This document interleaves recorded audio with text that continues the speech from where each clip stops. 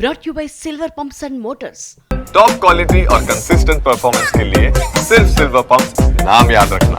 చాలా కాలం తరువాత రాబోతున్న పవన్ కళ్యాణ్ హరిహర వీరమల్లు గురించి ఫ్యాన్స్ సినీ లవర్స్ ఎంతగానో ఎదురు చూస్తున్నారు. సినిమా విడుదలకు ముందు టాలీవుడ్ లో మొదలైన వివాదం కాస్త చినికి గాలివానలా మారిపోయింది. దీనికి తోడు రాజకీయం కూడా సెగలు కక్కుతోంది. మరొక వైపు హరిహర వీరమల్లు కోసం నిర్మాత నుంచి తీసుకున్న 11 కోట్ల రూపాయల అడ్వాన్స్ ని పవన్ వెనక్కిచ్చేశారు. ఏపీ డిప్యూటీ సీఎం జనసేన అధినేత పవన్ కళ్యాణ్ ను టార్గెట్ చేసే క్రమంలో హరిహర వీరమల్లును టార్గెట్ చేస్తున్నారు వైసీపీ నేతలు. కొద్ది రోజుల క్రితం సినీ ఇండస్ట్రీలో చెలరేగిన వివాదాన్ని కూడా పవన్ పై విమర్శలు చేసేందుకు వాడుకుంటున్నారు. సినిమా వాళ్లను జైల్లో వేస్తామని పవన్ బెదిరిస్తున్నారని, ఇవి దివాళా రాజకీయాలు కావా అని మాజీ మంత్రి పేర్ని నాని విమర్శించారు. పవన్ కళ్యాణ్ తన చెప్పు చేతల్లో ఉన్న మంత్రితో బెదిరింపులకు దిగుతున్నారని, ఫ్లాప్ సినిమా కోసం ఇంత చేయాలా అంటూ విమర్శించారు. థియేటర్లో పిలిచి ఏమన్నా సమస్యలు ఏంటని అడిగావా? ఆయన అడగడా? మంత్రి గారు అడగాలి కదా. కొన్ని సినిమా వాళ్ళని పిలిచి ఏంటి సమస్య ఏంటి అని అడగాలి కదా. అయ్యేం అడగరు.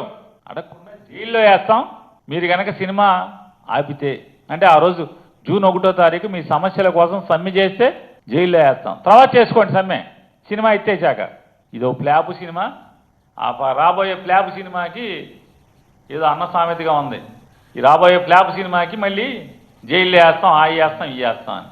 పవన్ కళ్యాణ్ తనకు ఓటేసిన ప్రజలను పట్టించుకోకుండా తన సినిమాల గురించి ఆలోచిస్తున్నారని ఆరోపించారు మరో మాజీ మంత్రి అంబటి రాంబాబు.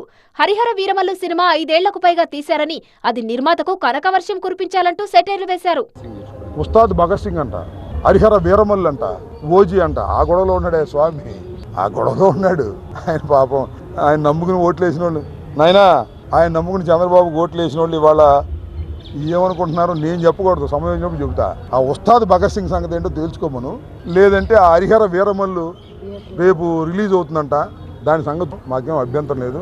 ఆ హరిహర వీరమల్లు 5 సంవత్సరాలు తీశారు, అయినా ఆ సినిమా బ్రహ్మాండంగా ఆడాలని, ఆ నిర్మాతకు కనక వర్షం పడాలని మనస్ఫూర్తిగా మేము కోరుకుంటున్నాం.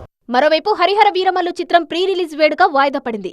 ఈ నెల 8న తిరుపతి SVU గ్రౌండ్ లో ఈ కార్యక్రమం జరగాల్సి ఉండగా అనివార్య కారణాలతో ప్రస్తుతానికి వాయిదా వేస్తున్నామని సినిమా యూనిట్ ప్రకటించింది. ఇదిలా ఉంటే హరిహర వీరమల్లు కోసం తీసుకున్న పారితోషికాన్ని తిరిగి ఇచ్చేస్తున్నట్లు పవన్ ప్రకటించారు. 2020లో అధికారికంగా ఈ సినిమా మొదలు కాగా సుదీర్ఘకాలం సెట్స్ పైనే ఉండిపోయింది. పవన్ కళ్యాణ్ రాజకీయంగా బిజీ కావడంతో సినిమా మరింత ఆలస్యమవుతూ వచ్చింది.